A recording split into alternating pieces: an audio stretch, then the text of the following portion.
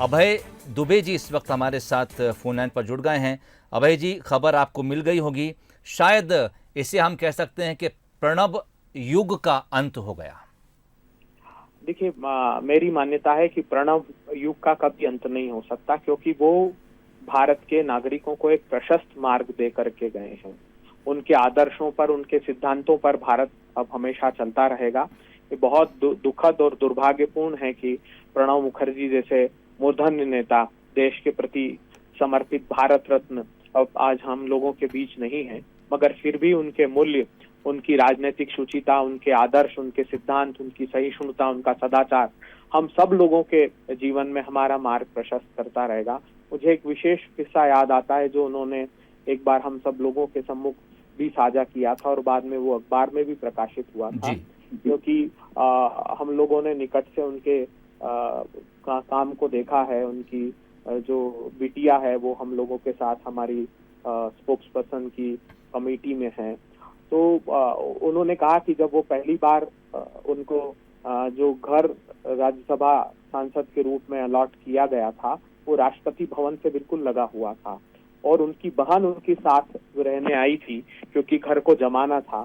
तो उन्होंने ये व्यक्त किया कि उनकी हाइट बहुत ज्यादा नहीं थी, तो वो बाउंड्री वॉल के उधर देखना चाहते थे कि कैसे राष्ट्रपति भवन में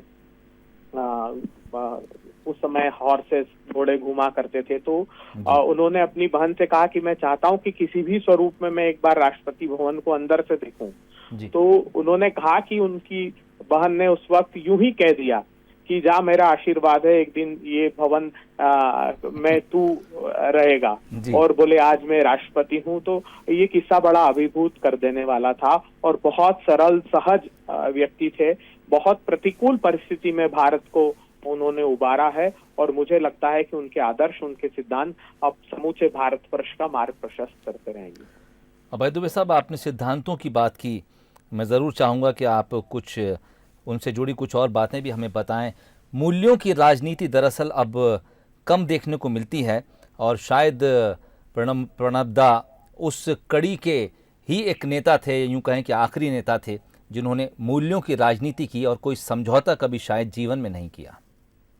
नहीं, देखिए, अब आखिरी नेता तो नहीं, जितने भी उन्होंने, उनके जो अंकुरण है, उनके जो विचार हैं, उनके आदर्श हैं, उनके सिद्धांत जितने भी लोगों में हस्तांतरित हुए हैं, वे उस मार्ग पर चलेंगे। और प्रणब दा को भारत के प्रधानमंत्री जी ने, मुझे याद है, एक दिन कहा था कि वो चलते फिरते इंसाइक्लोपीडिया हैं। उन्होंने कहा था कि मैं हतप्रभ हूं कि कैसे कोई भी प्रश्न का जवाब उनके पास होता, और ये बात सच थी कि किसी भी क्षेत्र में, वो चाहे अर्थव्यवस्था के संदर्भित विषय में बात करें, सामाजिक सरोकार के विषय में बात करें, राजनीतिक संदर्भों में बात करें, तो ऐसा प्रतीत होता था कि उनसे विज्ञ, उनसे विद्वान कोई है ही नहीं।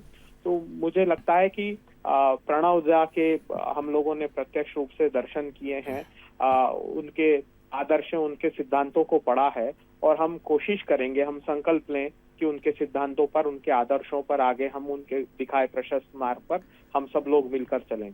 बिल्कुल कोशिश की जाएगी। अभय साहब, बहुत बहुत शुक्रिया बातचीत के लिए। राज्य